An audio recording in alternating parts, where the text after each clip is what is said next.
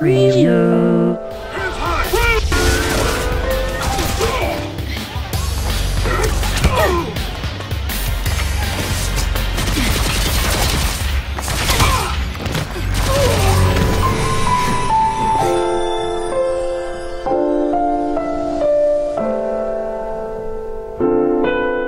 Six unlikely heroes brought together by fate. Two worlds split apart by war. Towering beings that force you to bend to their whims. Welcome to Final Fantasy XIII, a stirring and emotional adventure starring Lightning, the latest in a long line of great Final Fantasy stars. She's not the only star of this great story, however. She's joined by four equally fascinating companions and one incredibly irritating one.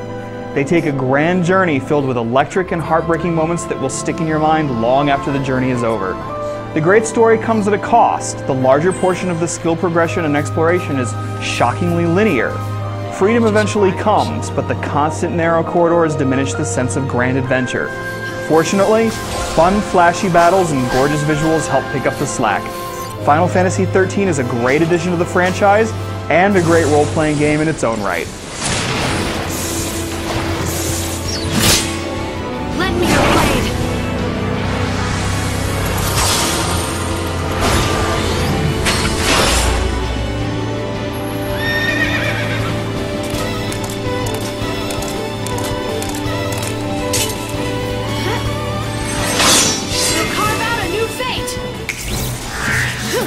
So I've mentioned Lightning, the beautiful and resolute heroine. She's the soul of Final Fantasy XIII, but she isn't the only character worth caring about. Among others, you'll meet Snow, the roguish self-proclaimed hero, and Hope, a lost soul looking for someone to blame for his anguish. And sadly, you'll also meet Vanille. You okay? An annoyingly chirpy, happy-go-lucky waif whose high-pitched cries might want to make you reach for a set of earplugs.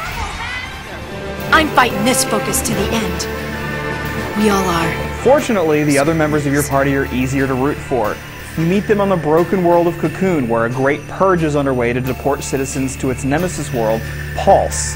While the story has a dull stretch in the middle, the tension between party members and the great beings called Fal'Cie that govern the flow of society make this tale shine. I'd hate for this to turn ugly. And what a world this is! Final Fantasy XIII is gorgeous, more so on the PlayStation 3. The art design is quite lovely, equal parts organic, metallic, and crystalline. There's a lot of detail everywhere and a nice variety of different locations. Everything looks meticulously crafted, as if every rock, every blade of grass, every tower looks like it's exactly where it belongs. And aside from some rare moments of slowdown, the game runs smoothly. You'll spend a lot of time pulling up menus during combat, but everything is slick and easy to navigate. And boy does that combat look good. It's flashy and colorful, and the camera does a good job of making things look dramatic while still showing you what you need to see. If you have both the PS3 and an Xbox 360, go with the PlayStation 3 version. The Xbox 360 version features a lower resolution, so textures and cutscenes are blurrier. However, the Xbox 360 version is still lovely, so don't sweat the differences if that's the version you get. The combat is a blend of real-time and turn-based elements. You have an action gauge that's split into segments, and it rises during combat. Each action you take costs a certain number of segments. Once the bar fills, you execute all the moves you've queued up, or you can cut things short early if you need to. You only have direct control of one character at a time. The other two members of your party perform moves on their own, and this is where paradigms come in. Each character can use abilities from different roles, like a medic or a commando, but party members can only fill one role at a time.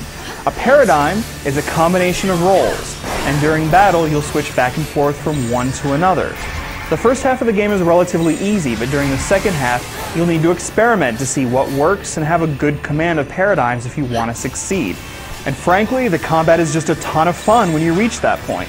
You'll be switching back and forth between paradigms quickly and occasionally micromanaging your own spells and abilities.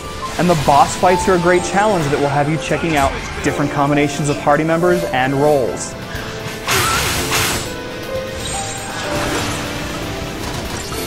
End of the road. Be careful. You spend Christogen points you earn in battle to improve your attributes and learn new spells and skills. You're limited to the 3 roles the game assigns to your character to spend points in for the first portion of the game, but eventually you'll unlock all 6 roles for every character. The problems with leveling up this way are twofold.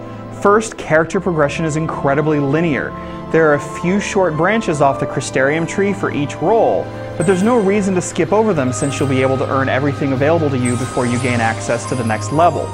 Second, by the time you're free to choose any role, there's no reason to spend points in them.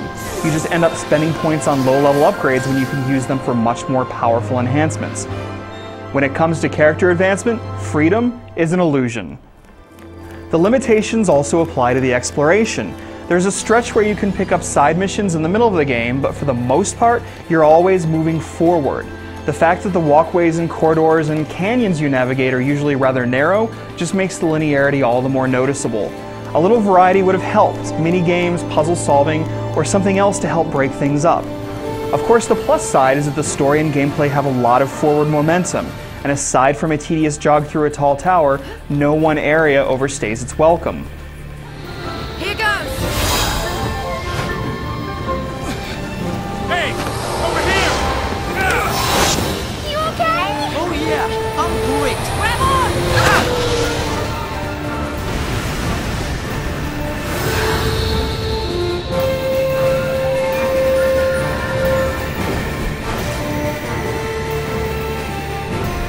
So yes, it has its problems, but Final Fantasy XIII is a long and great game, perfectly worthy of the franchise. It's got a story you can get lost in, and a mostly great cast of characters that will eventually seem like old friends. Plus, it looks absolutely beautiful. If you're looking for a fun and involving RPG in an exquisitely crafted world, this one will fit the bill, and in the process, might even move you in unexpected ways.